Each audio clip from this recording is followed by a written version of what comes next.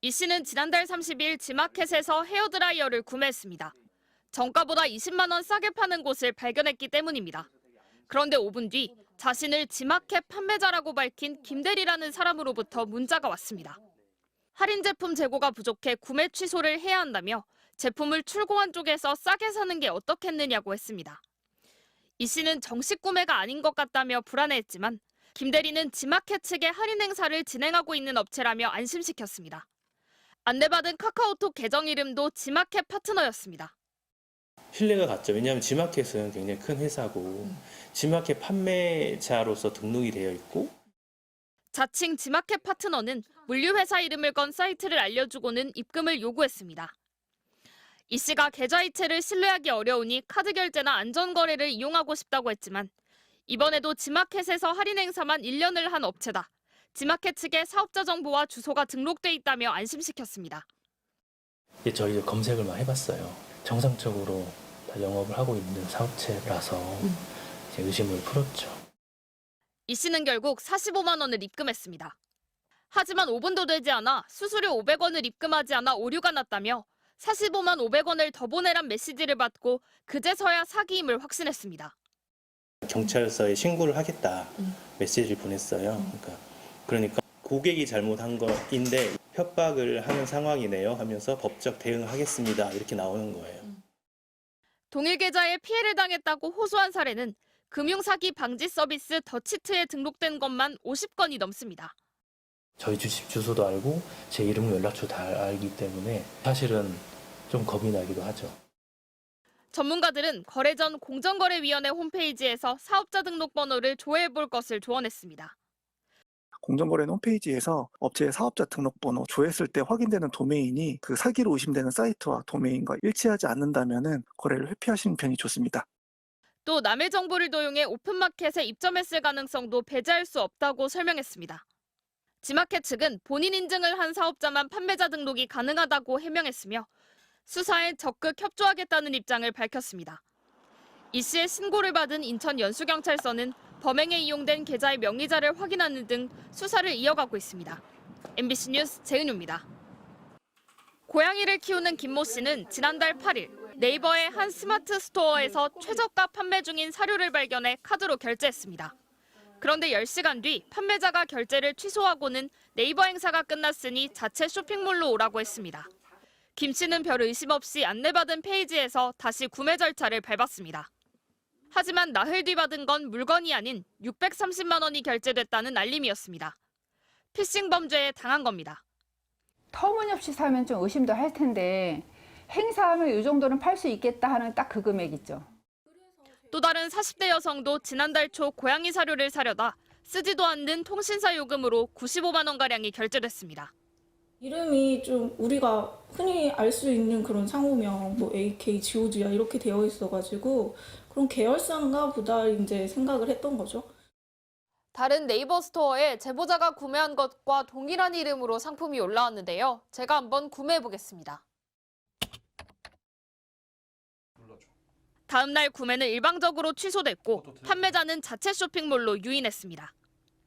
주문을 위해 배송지를 입력하고 카드 결제를 선택했더니 이렇게 카드의 모든 정보를 요구하는 페이지가 나왔습니다. 처음 제품을 발견했던 네이버 스마트 스토어에 게시된 판매자 전화번호로 직접 전화를 걸어봤습니다. 혹시 대표님 되세요? 아닙니다. 전화가 막 너무 많이 오길래 사장한테 직접 전화를 딱 받았더니 그 사이트의 대표로 되어 있다고. 사장님 혹시 그 네이버 스토어 운영하세요? 뭐 먹어서 뭐 네이버가 보여. 서울에서 전화가 왔어요. 네이버 무엇을 무슨 팔고 있다고 말도 안 되는 소리를 막 합디다. 피싱범들이 남의 정보를 도용해 스마트 스토어를 개설한 걸로 의심됩니다. 사기를 치고 스마트 스토어를 없앤 뒤 도용한 다른 사람의 명의로 또 다른 스마트 스토어를 여는 식인 겁니다. 이에 대해 네이버 측은 사업자 등록증 서류를 비롯해 대표자 본인 확인 절차를 거치고 있다면서도 서류만 있다면 대표자가 아니어도 스토어 개설이 가능하다고 설명했습니다. 또 피싱범들이 훔친 남의 정보로 스마트 스토어를 개설한 데 대해서는 허점이 없는지 검토 중이라고 했습니다.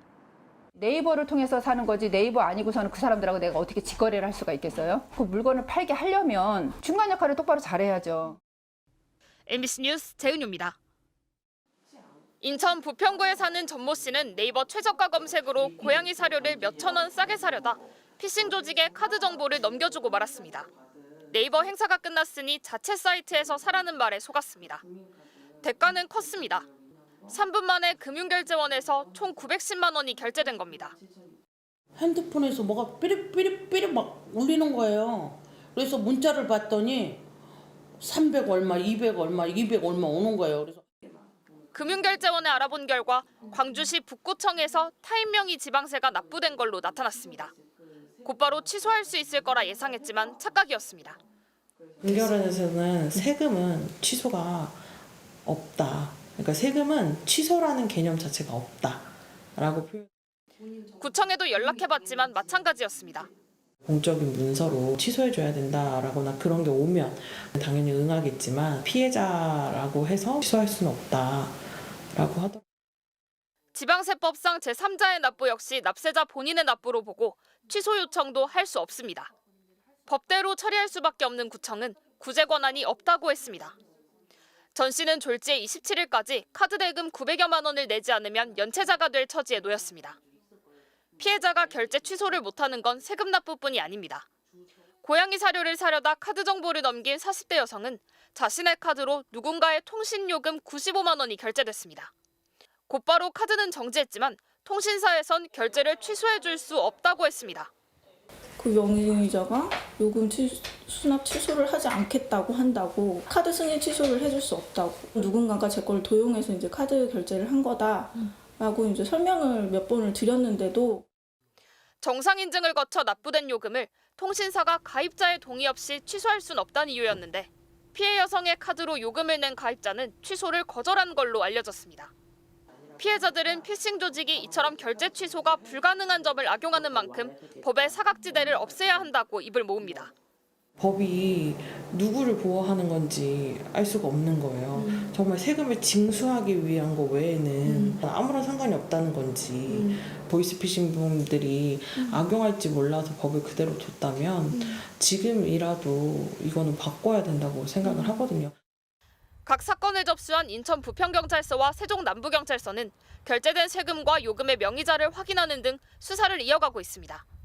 또 피싱 조직이 카드 결제를 해주고 대신 현금을 돌려받는 이른바 카드깡을 미끼로 제3자들을 모집했는지도 확인할 방침입니다. MBC 뉴스 재은유입니다.